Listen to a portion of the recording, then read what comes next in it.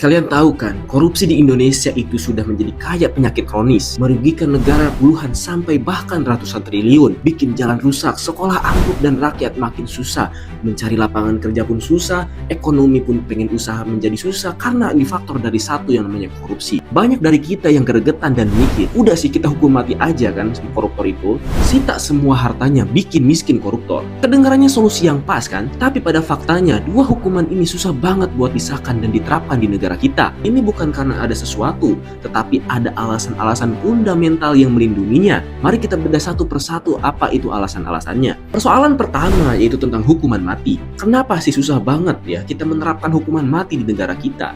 Yang pertama, terbenturnya tembok hak asasi manusia atau terlindungi oleh HAM. Alasan paling mendasar adalah hak untuk hidup. Dalam konstitusi kita, Undang-Undang Dasar 1945 pasal 28A, yaitu menyebutkan hak untuk hidup itu diakui sebagai hak asasi yang tidak bisa dikurangi dalam keadaan apapun. Banyak perjanjian internasional yang diikuti oleh Indonesia juga menantang hukuman mati. Jadi negara pada dasarnya punya kewajiban untuk melindungi nyawa setiap warganya, bahkan seorang koruptor sekalipun. Ini adalah perdebatan moral dan hukum yang sangat mendalam di seluruh dunia. Untuk alasan yang kedua, yaitu dianggap tidak efektif dan beresiko fatal. Banyak studi menunjukkan hukuman mati tidak terbukti efektif menurunkan angka kejahatan di negara, termasuk korupsi. Negara-negara yang masih menerapkan hukuman mati pun tingkat korupsinya masih tinggi katanya. Yang lebih menakutkan adalah resikonya. Kalau seseorang sudah dieksekusi dan ternyata di kemudian hari terbukti tidak bersalah, maka nyawanya tidak bisa dikembalikan. Dan ini kesalahan sistem hukum bisa berakibat fatal dan permanen. Ini alasan yang ketiga. Sebenarnya undang-undangnya sudah dibuat.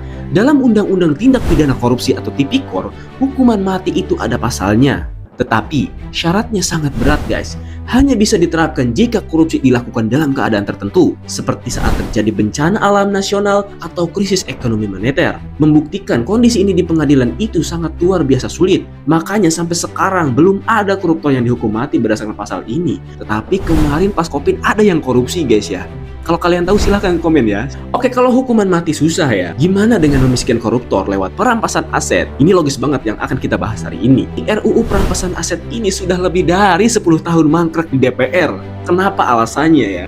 Yang pertama katanya, melawan logika hukum pidana biasa. Ini alasan paling teknis tapi penting. Hukum itu menganut asas praduga tak bersalah. Artinya, seorang dianggap tidak bersalah sampai pengadilan membuktikan dia bersalah. Nah, RUU perampasan aset ini mau memakai konsep pembuktian terbalik. Artinya, jika seseorang pejabat punya harta yang tidak wajar, dialah yang harus membuktikan dari mana asal hartanya itu. Kalau tidak bisa membuktikan, maka negara berhak untuk merampasnya. Bahkan jika orang itu tidak terbukti melakukan korupsi di pengadilan. Ini perubahan besar dalam cara kerja hukum kita dan banyak yang khawatir ini bisa melanggar hak milik seseorang. Tapi mana ada ya orang yang mempunyai hak kekayaan yang tidak terduga. Pasti semuanya akan bisa diusut tuntas oleh kepolisian dan pengadilan karena mereka adalah lembaga yang sangat pintar. Yang kedua, takut jadi senjata politik. Ada kekhawatiran besar bahwa UU ini bisa disalahgunakan. Bayangkan, RUU ini bisa dipakai untuk menarget lawan politik. Cukup dengan menuduh seseorang punya harta tidak wajar, orang itu bisa langsung diserang dan asetnya terancam disita. Ini juga bisa menjadi alat untuk menjatuhkan siapa saja, bukan hanya koruptor. Bisa menjadi kepentingan politik dan orang-orang yang mempunyai kepentingan. Dan yang ketiga ada the elephant in the room, kepentingan politik. Ini mungkin alasan yang paling jujur dan paling bikin kita kesal. Banyak pihak yang punya kepentingan dan tidak ingin RUU ini disahkan. Kenapa? Karena UU ini bisa mengancam harta kekayaan mereka sendiri atau kolega mereka yang mungkin didapat dari cara yang abu-abu atau cara yang haram. Selama orang-orang yang berpotensi menjadi target dari UU ini masih punya ketakutan di parlemen, maka RUU ini tidak akan pernah disahkan mau berapa tahun ke depan pun. Dan ini akan terus ditunda. Jadi kenapa hukum mati dan perampasan aset koruptor sulit untuk disahkan di Indonesia?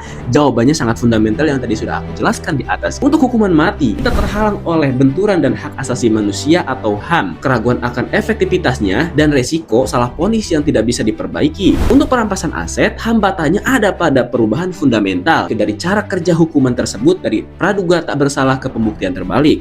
Dan yang paling utama adalah kurangnya kemampuan politik dari para legislator karena juga bisa mengancam kepentingan mereka sendiri. Jadi tahulah ya siapa legislator itu. Nah, ini juga bukan sekedar masalah hukum, tapi juga pertarungan moral dan politik yang sangat besar. Dan kalau sampai seperti ini terus ya, Indonesia tidak akan pernah maju sampai kapanpun teman-teman. Karena apa?